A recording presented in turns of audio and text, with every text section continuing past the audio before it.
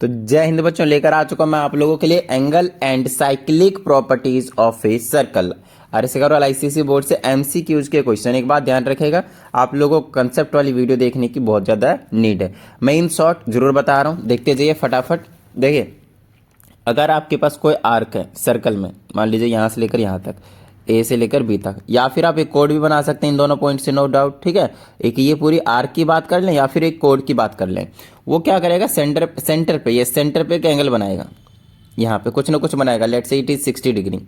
और अगर इसी आर्क ने, मैं इसी आर्क की बात कर रहा हूँ, मैं कलर चेंज कर दे रहा हूँ, ठीक है ना, मैं इसी आर्क की बात कर रहा हूँ, इस वाले आर्क ने, ठीक है ना, इस वाले आर्क ने, या फिर आप कह सकते हैं सेम इसी वाले कोड ने, अगर रिमेनिंग पार्ट पे, रिमेनिंग पार्ट मतलब ये वाले पार्ट, सर्कल के रिमेनिंग पार्ट, इस आर्क को छोड़कर कहीं पे भी एक एंगल बनाए ऐसे करके, इस तरह से कहीं पे भी ये वाला एंगल, तो ये जो सेंटर वाला एंगल होता है वो डबल होता है और ये जो एंगल होता है वो हाफ होता है।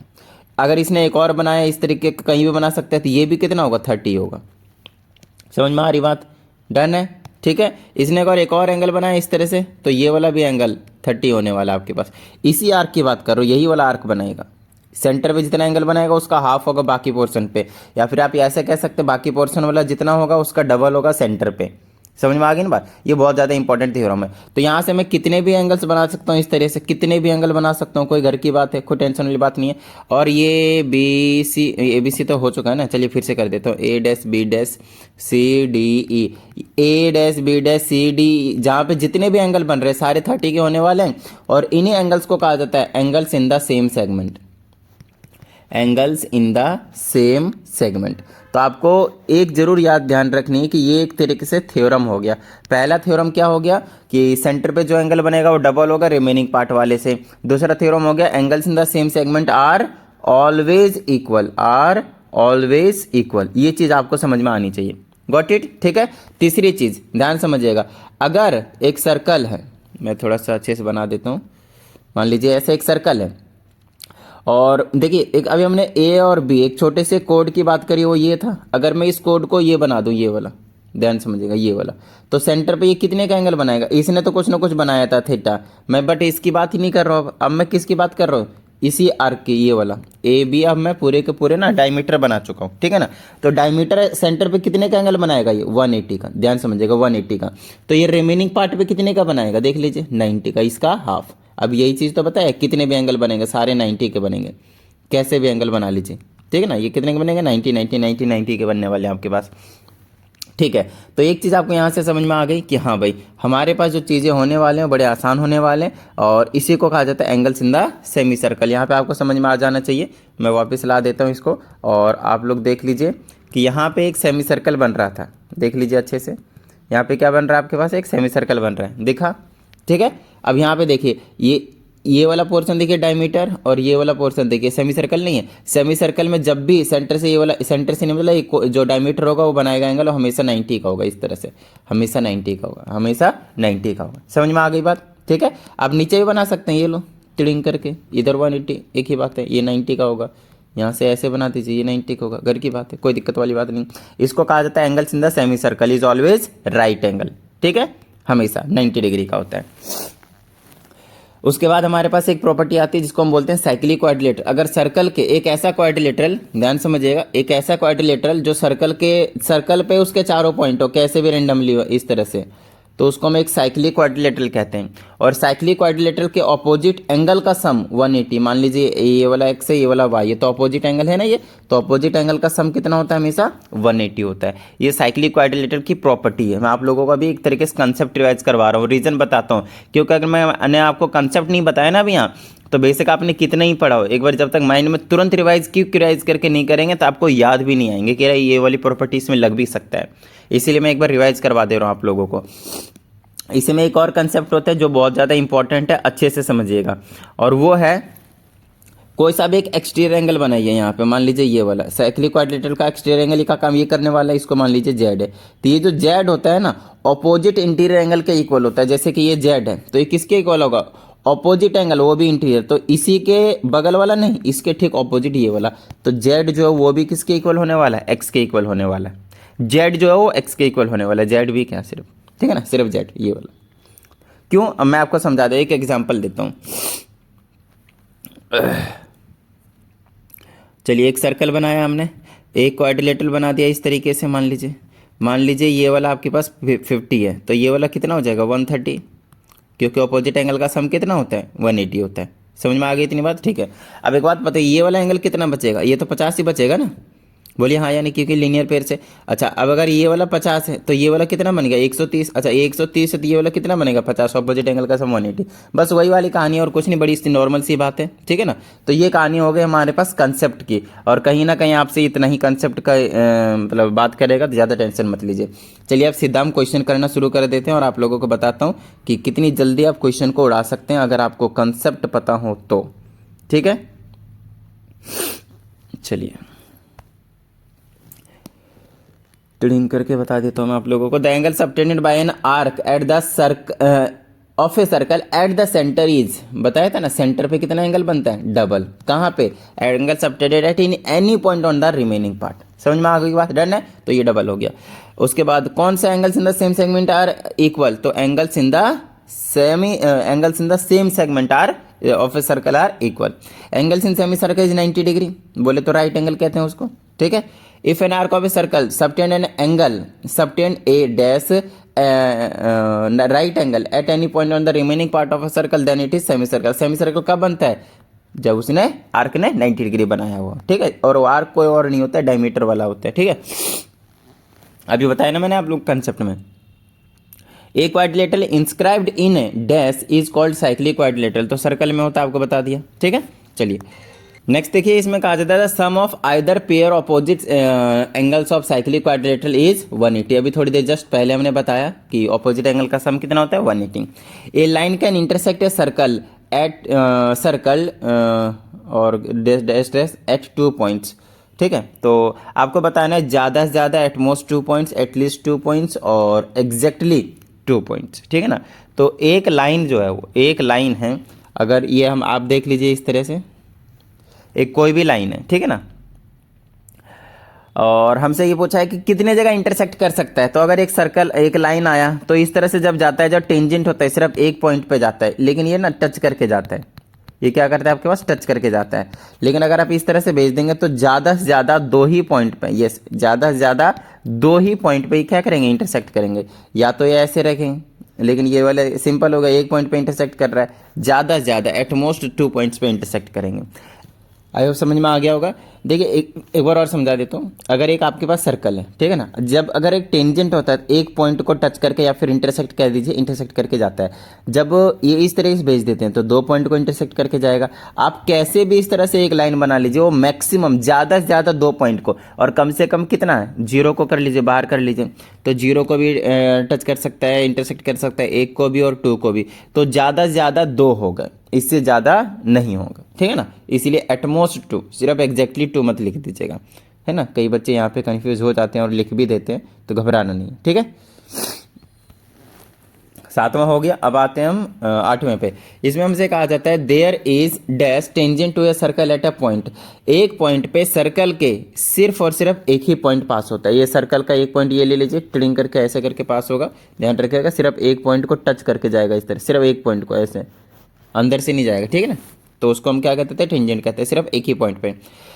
अब अगला पूछा है the exterior angle of a cyclic quadrilateral is equal to opposite interior angle. अभी जस्ट हमने आपको कंसेप्ट में बताया कि सर्कल है, एक क्वाड्रिलेटरल है, इसका अगर कोई एक्सटीरियर एंगल ये है तो इसके ऑपोजिट इंटीरियर एंगल के इक्वल होने वाला है। समझ में आ गई बात? डन है। चलिए अब हमारे पास क्वेश्चन आ जाते हैं। अभी तक थियोरिटिकल वाले पोर्शन थे आपके पास, अब हमारे पास क्वेश्चन है। और क्वेश्चन में कुछ और मैं यूज़ नहीं करूंगा, ध्यान रखिएगा। सिर्फ और सिर्फ वही जो अभी तक मैंने आप लोगों को कंसेप्ट में बताया, 5-6 चीज़ें बताई ना, वही चीज़ें यूज़ करूंगा।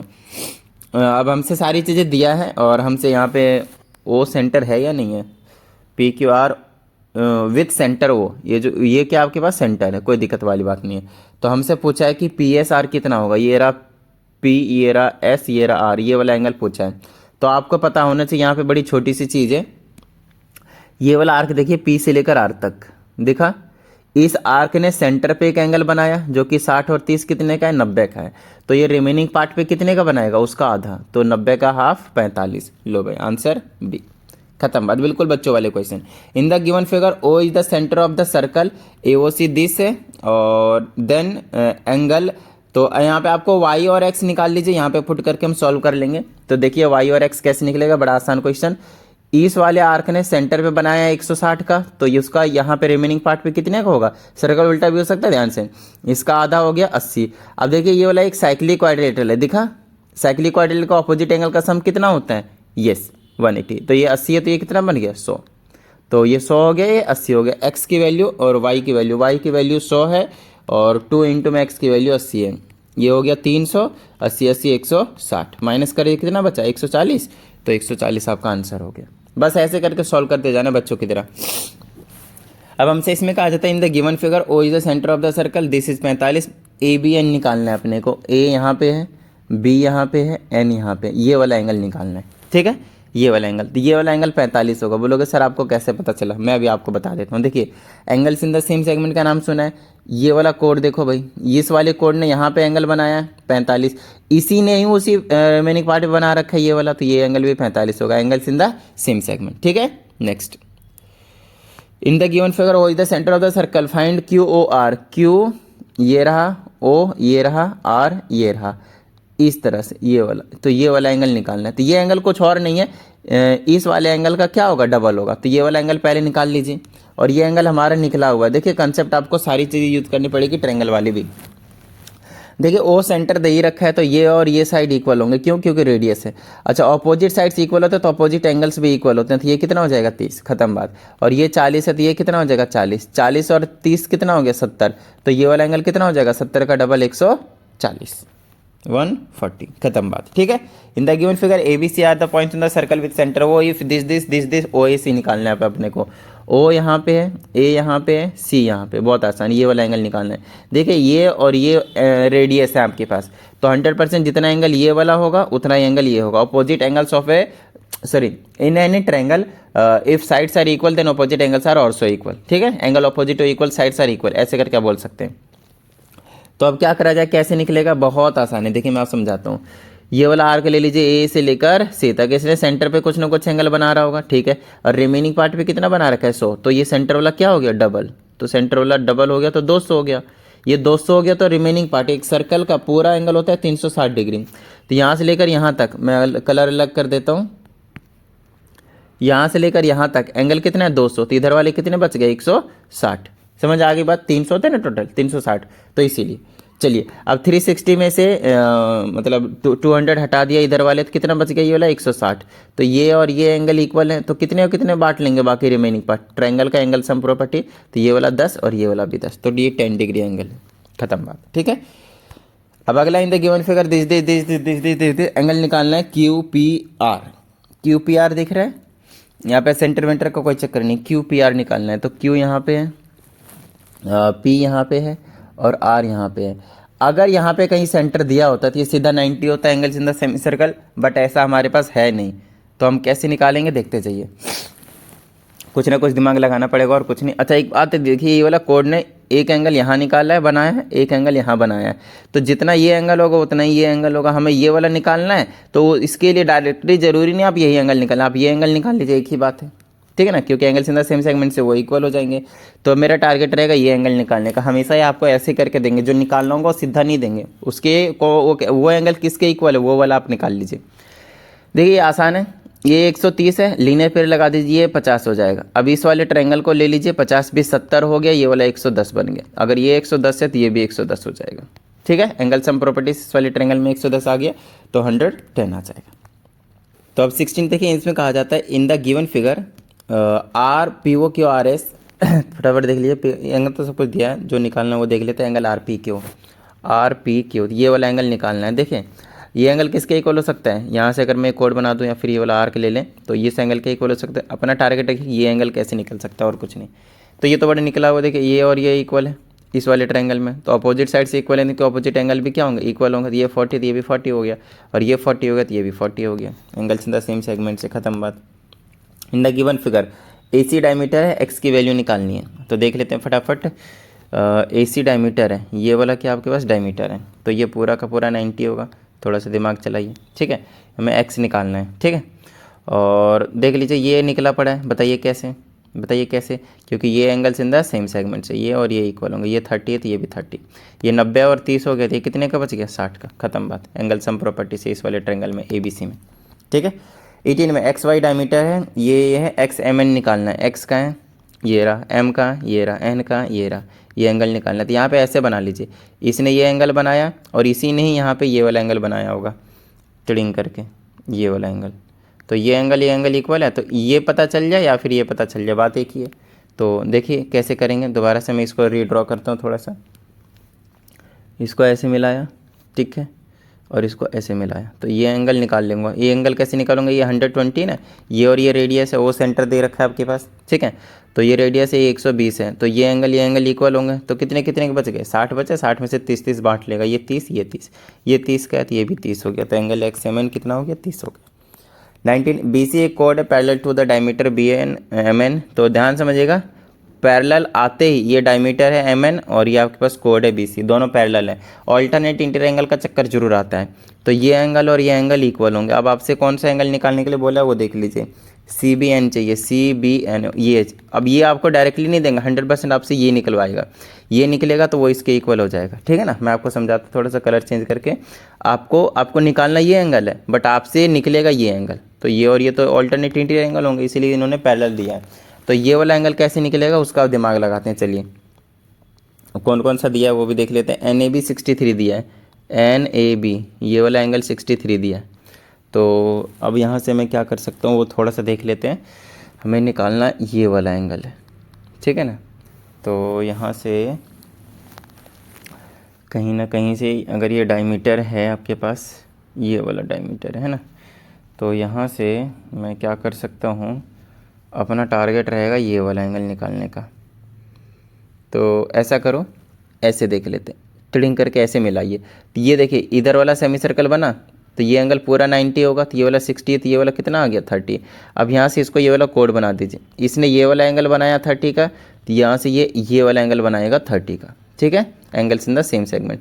अब ये 30 का, तो अल्टरनेट इंटीरियर एंगल से ये भी 30 का हो जाएगा, तो 30 इसका आंसर हो जाएगा। ये भाई यहाँ तो 30 तो है ही नहीं, अच्छा सॉरी ये 63 है क्या, माय मिस्टेक, ये 63 है, ठीक है, ये वाला 63 दिया हुआ था, तो ये कितना बन जाएगा मेरे पास 27, यस ये 27 है, ये 27 तो ये भी कितना होगा 27, और ये 27 है तो ये भी कितना होगा 27, गॉट इट, ठीक है, my mistake sorry. Next the given figure PQ एक आपके पास डायमीटर है, PQ देखिए इस टाइप का ये एक डायमीटर है, डायमीटर देखते हैं सेमी सर्कल वाला एंगल बनाने की कोशिश कीजिए, ये वाला 90 हो गया, ये 90 और क्योंकि ये स्ट्रेट लाइन है तो इधर वाला भी क्या होगा 90 होगा, ऐसे दिमाग लगा लीजिएगा तुरंत। आगे ROS 42 दे रखा है, ये वाला एंगल कितना 42 है, तो RTS कितना निकलेगा, R ये रहा, T ये रहा, S ये रहा, ये वाला एंगल जो बाहर का एंगल है वो हमें निकालना है। तो मैं आपको समझाता हूँ, बड़ा आसानी ही क्वेश्चन है लेकिन ये बड़ा मस्त क्वेश्चन है, ध्यान समझिएगा। यहाँ पे बच्चे ना थोड़ी सी गलती करने की कोशिश करते हैं, हमें निकालना ये वाला एंगल है, तो अपना टारगेट दो तरीके से निकल सकता है, या तो आप ऐसे निकालें, ये R है, सॉरी ये P है, ये P है, ये T है, ये S है। अगर आपको ये एंगल और ये एंगल पूरा पता चल जाता है, आप ये वाला एंगल निकाल सकते हैं। नहीं तो और कौन सा ट्रायंगल बन रहा है वो देख लीजिए, ऐसे करके एक और ट्रायंगल बन रहा है, ये वाला एंगल 90 का है ही है, नो डाउट, ये इधर 90 का तो ये भी 90 का होगा, 90 के, यहाँ पे T है, यहाँ पे R है, यहाँ पे Q है। अगर आपको ये पता है तो ये एंगल निकाल लीजिए, ये तुरंत अपने आप निकल जाएगा एंगल सम प्रॉपर्टी से, समझ में आ रही बात, डन है। तो अपना टारगेट ज़्यादा करके ये रखे, क्योंकि यहाँ दो एंगल निकालना है बट यहाँ पे सिर्फ एक ही निकालना है, तो यही वाला ज़्यादा अप्रोप्राइट वाला काम रहने वाला है। तो हमारा टारगेट रहेगा सिर्फ ये वाला एंगल निकालने का, बस और कुछ नहीं। तो वो एंगल कैसे निकलेगा देख लीजिए फटाफट, कुछ ना कुछ दिमाग जो अपना लगाने की जरूरत पड़ेगी। ओके तो देखते हैं कैसे कैसे निकल सकता है। ये 90 का हो गया, अच्छा ये निकल गया, देखिए यहाँ से यहाँ तक ये वाला आर्क देखिए, R से लेकर S तक, या फिर कोड बना लीजिए। सेंटर पे कितने का एंगल बना रहा है 42 का, तो ये रिमेनिंग पार्ट पे कितने का बनाएगा, उसका आधा 21 का, ये 21 का, ये 90 का, कितना हो गया 90 20 100 121, हाँ 120 नहीं 111 हो गया ना, 111 हो गया, हाँ बिल्कुल सही, ठीक है। तो ये एंगल कितने बन गया, 180 में से 111 लेस कर दीजिए, कितना बच गया 69, तो 69 आपका आंसर होगा। समझ में आ गई बात, डन है, क्लियर है। चलिए तो प्रैक्टिस करते रहिएगा, मिलते हैं अगली वीडियो में। जय हिंद।